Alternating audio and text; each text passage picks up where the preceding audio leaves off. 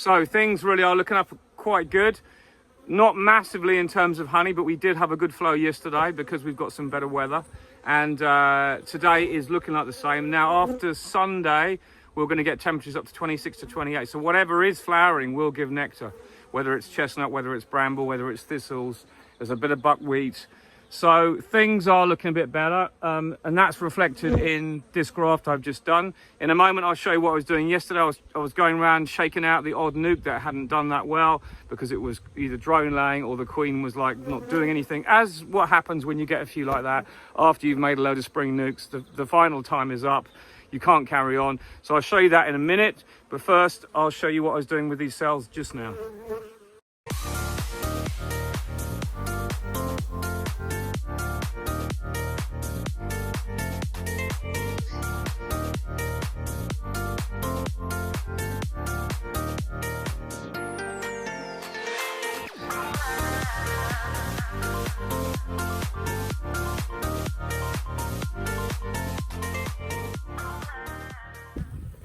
So I've just got this graft out. This graft was number 4 graft, the 4th batch I put through this builder with these slightly nanxy bees. There's the super on top. And you can see I've only got 1, 2, 3, 4, 5, 6, 7, 8 duds out of the 56. So that's pretty good as far as I'm concerned. And it's actually got better and better this week as the flows got stronger and stronger. But I'll keep you updated. So that's the one, that's the bar missing the last 8. That there is complete. That there is complete. That is complete. But as I showed you before, what I do is I'll cover this over now just with a temporary cover. Just some aluminium foil, keep the sun off, and the bees will all come up around there.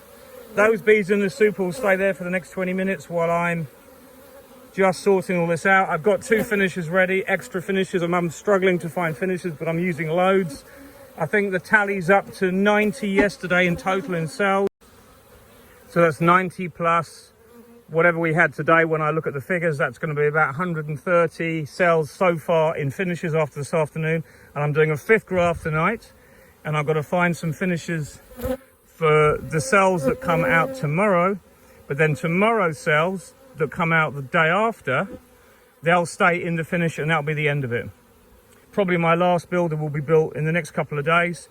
I've got loads of colonies here that are suitable, and I'll build another one that will be ready in a week, and I'm going to graft a lot of that, but I have all these to use, and those will be my last grafts that come out 2 weeks after. They'll be coming out in the end of July, early August.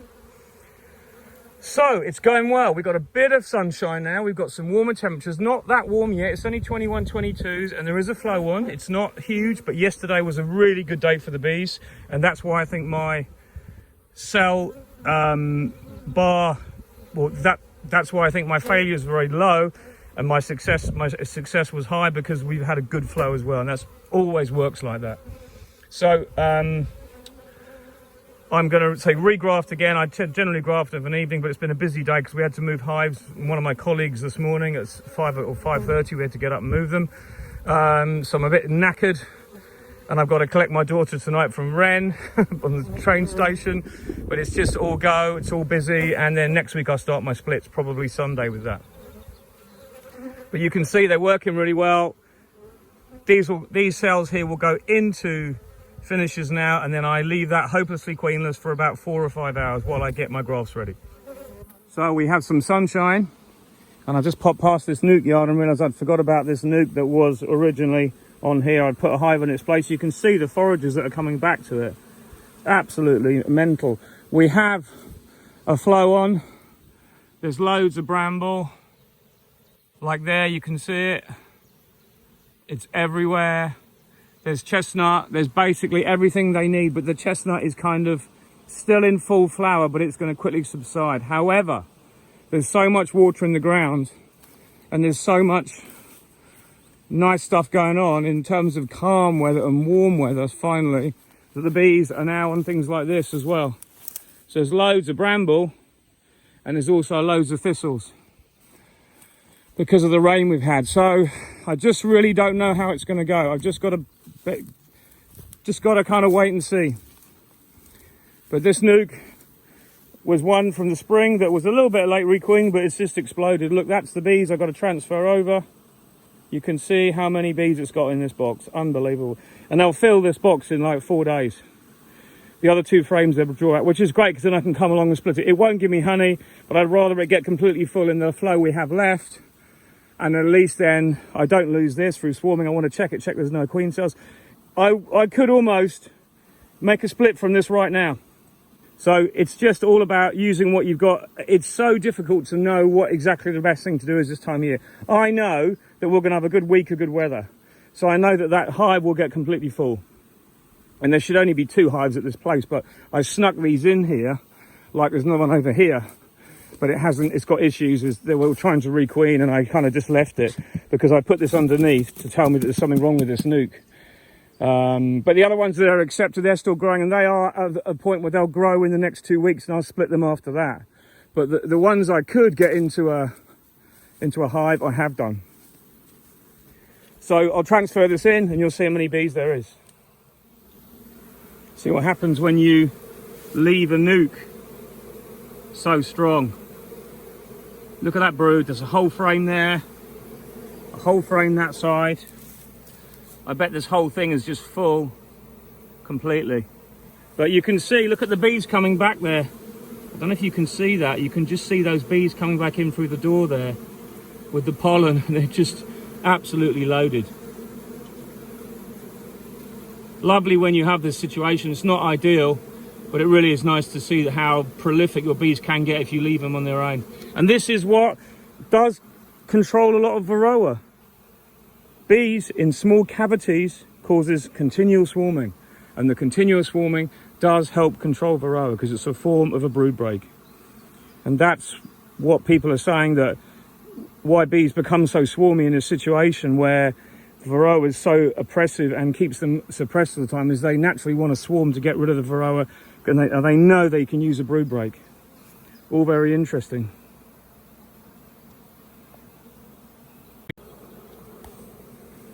I mean, just look at that. Absolutely bonkers amount of brood. All that is brood there, and honey.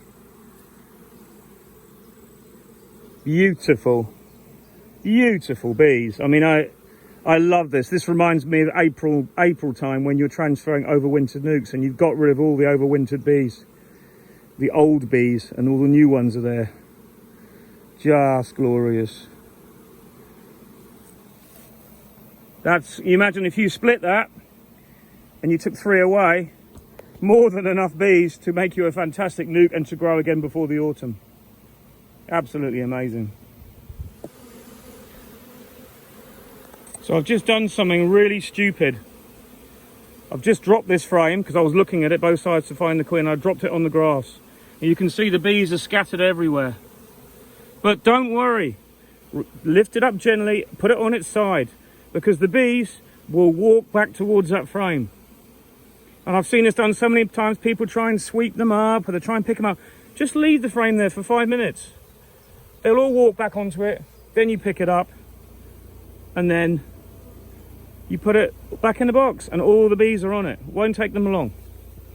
Obviously I hadn't seen the queen, so I want to make sure that she goes back in the box. So you can see it's a lovely frame. And where there isn't brood, there's pollen. That's the outer frame, the 6th frame. And it's completely full.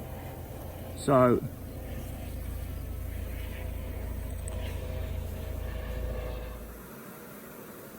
and when you've done your nuke transfer, always have a really good look around the bottom of the box. I know this isn't a very good clean picture, but this is exactly how bee boxes are when you finish with them after they had a colony. This is actually pretty good. And you can see at the front how busy they were. Look, they've actually started to, there's like yellow staining almost of the white poly because they're gnawing it a bit, but also brushing loads of pollen on it when they come in, which is interesting. So this is done. I'm just going to smoke these down a little bit, put the cover on, and they'll be there to get on with their being bees. And they've got more space. Incidentally, this side, this is the 5 frames, 1, 2, 3, 4, 5.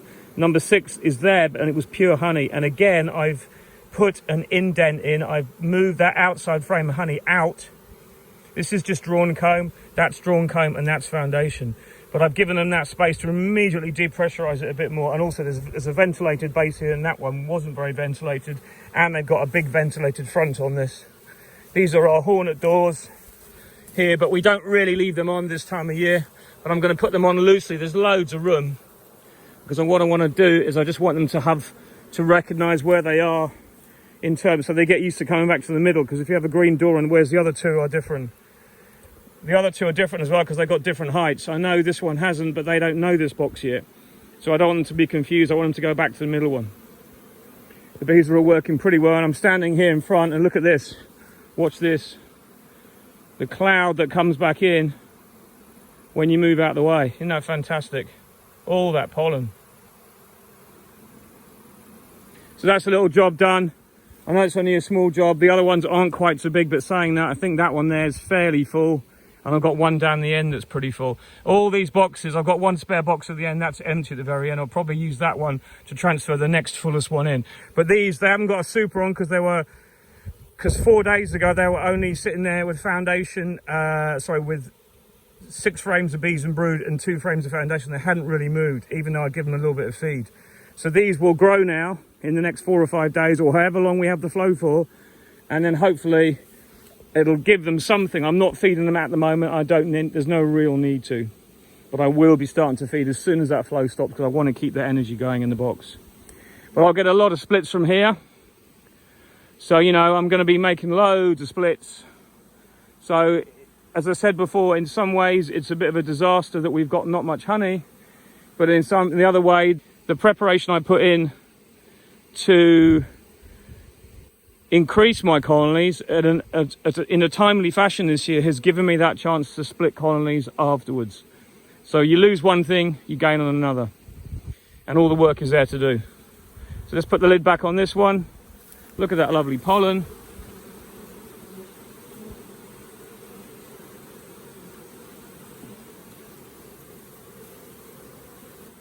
Bob's your uncle, Fanny's your aunt, and Nuke is in a hive. And look at those bees go.